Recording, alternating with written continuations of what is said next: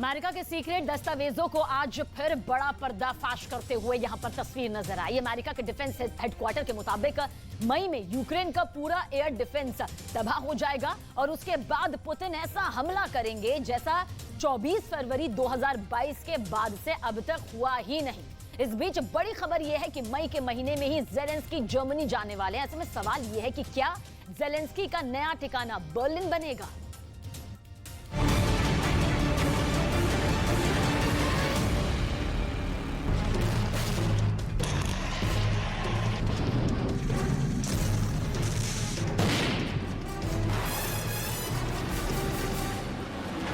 Putin की सेना ने बखमुत पर इतने बारूद बरसाए कि पूरा इलाका कब्रिस्तान बन गया।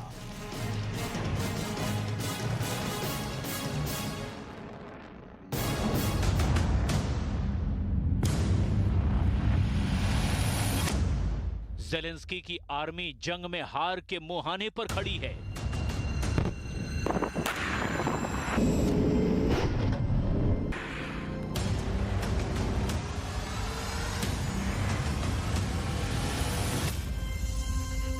लेकिन यूक्रेन के प्रेसिडेंट हैं कि रूस के कब्जे वाले क्राइमिया को भी दोबारा हासिल करने का दम भर रहे हैं।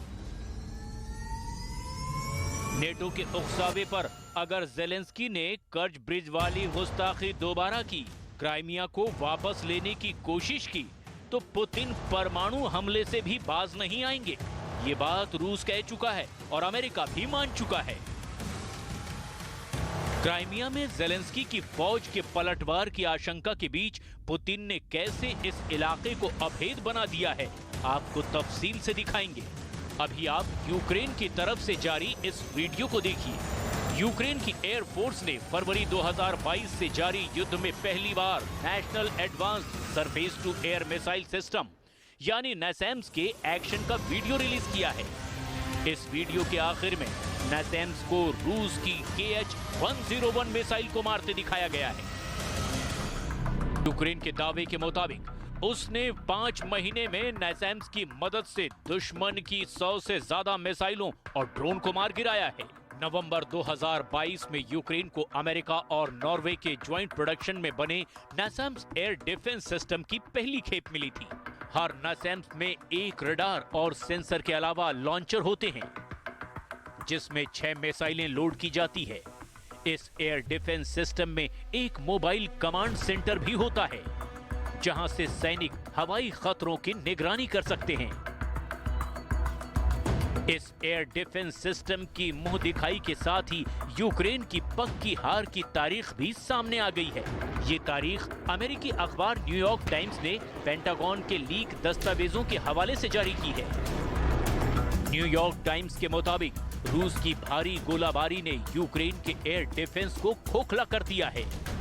पेंटागन के लीक दस्तावेजों के हवाले से अमेरिकी अखबार ने लिखा कि 3 मई तक यूक्रेन का एयर डिफेंस पूरी तरह से चरमरा जाएगा। रिपोर्ट के मुताबिक सोवियत काल के यूक्रेन के जो S-300 और BU की एयर डिफेंस सिस्टम उसे रूस के लड़ाकू विमानों और बॉम्बर्स से 89% सुरक्षा देते थे, वो अब मई के पहले हफ्ते तक पूरी तरह से जर्जर हो जाएंगे। पेंटागन के ही लीक दस्तावेजों का हवाला देकर न्यूयॉर्क टाइम्स ने लिखा है कि यूक्रेन के वो तमाम एयर डिफेंस सिस्टम जो फ्रंट लाइन पर यूक्रेन के सैनिकों की ढाल की तरह काम करते थे, वो भी 23 मई तक पूरी तरह से खत्म हो जाएंगे।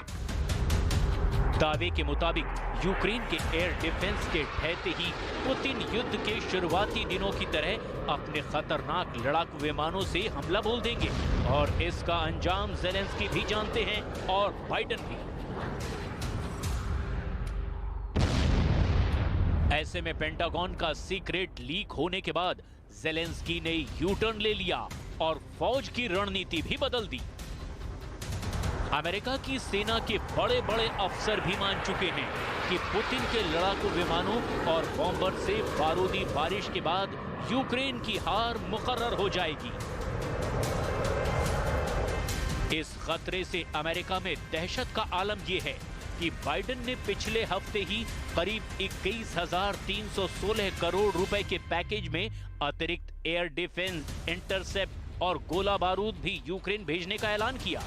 ताकि जेलेंस्की की आर्मी रूस के बेहिसाब बारूदी हमले के सामने टिकने की कुव्वत दिखा सके। लेकिन हकीकत ये है कि यूक्रेन के एयर डिफेंस के पूरी तरह से खात्मे के बाद वो रूस की ताकतवर वायुसेना के सामने कितनी देर टिक पाएगी, इसका अंदाजा लगाना ज्यादा मुश्किल नहीं है, क्योंकि the world directory of modern military aircraft के मुताबिक रूस के पास 900 लड़ाकू विमान और करीब 120 बॉम्बर का मजबूत बेड़ा है। पेंटागन के मुताबिक वो यूक्रेन का एयर डिफेंस ही था जिसके बूते उसने फरवरी 2022 में रूस की सेना को खदेड़ने में कामयाबी हासिल की थी। लेकिन अब हालात बदल चुके हैं। एक तो मई आते आते यूक्रेन का एयर डिफेंस पूरी तरह से ढह जाएगा, और दूसरा, जंग में अब भी यूक्रेन के सिर्फ 85 जहाजों के मुकाबले रूस के 485 प्लेन तैनात हैं।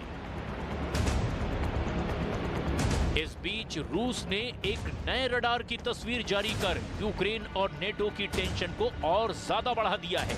रूस की नियोबियम रडार से यूक्रेन के नए MiG-29 भी खतरे में हैं, क्योंकि इस रडार की रेंज 500 किलोमीटर है।